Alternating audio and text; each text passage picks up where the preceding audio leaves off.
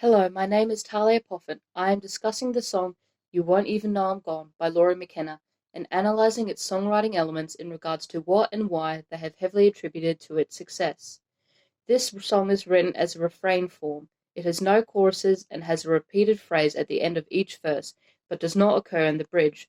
The refrain goes, "And you won't even know I'm gone," which is also the title of this song. The first verse is double the length of the verses and bridge to follow. The third text, the bridge, keeps closer to the refrain style, as it's continuing the unique storytelling that has happened as it creates a breach in how the story of the song has been delivered so far. The use of the refrain works like a chorus, as it will gain meaning with the song's progression, but is tailored into a short line that doesn't take away the intended spotlighting of the other lyrics, and is more of an inspired reminder that feels progressively more important as the song goes on. You Won't Even Know I'm Gone works out of the E-flat major key with strong repetition of the fourth, fifth, and sixth chords, but also features the third chord. Lori McKenna strongly utilizes the tension of the fifth chord in her songs, and has it dancing with the fourth chord to continue and toy out the tension of the dominant chord that the dominant chord creates.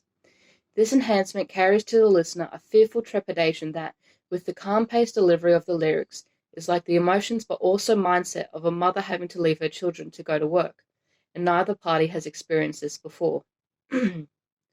However, at the end of every verse, not including the bridge, there is a perfect cadence, where it's used to signal the end of a train of thought and revives itself by starting predominantly at the tonic again, and goes on to the rest of the message.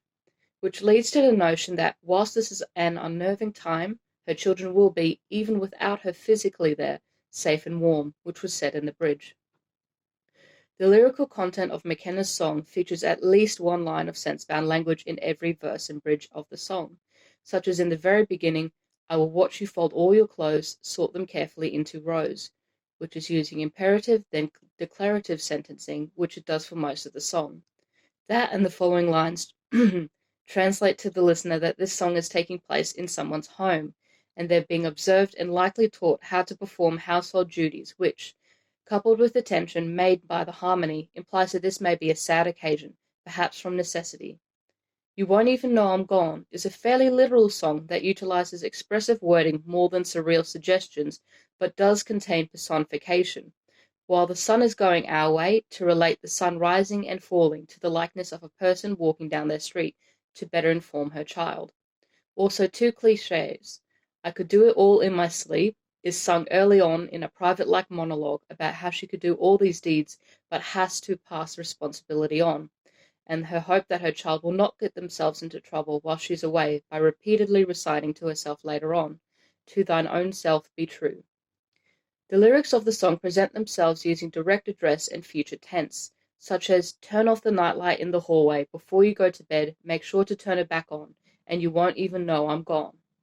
Where in that line the mother is using imperative phrasing, as this is likely what needs to be done, and the overall lyrics imply that the song is a one-sided conversation or point of view of the mother instructing and comforting her child.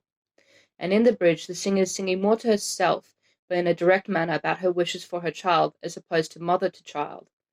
The song leans strongly to the reason for this conversation happening is that the mother is getting a job, with lyrics such as the brief but intentional mention via imperative phrasing of mailing bills early on, and the final lyrics being different as a conditional styled sentence are sung. "And though I'm out here somewhere trying to get back home, hoping you don't even know I'm gone." The song directly mentions late afternoons and nighttime, as McKenna sings about the dinner goes on at 5, what to do with the nightlight, and emphasis on what tasks should be completed before your head hits the pillowcase.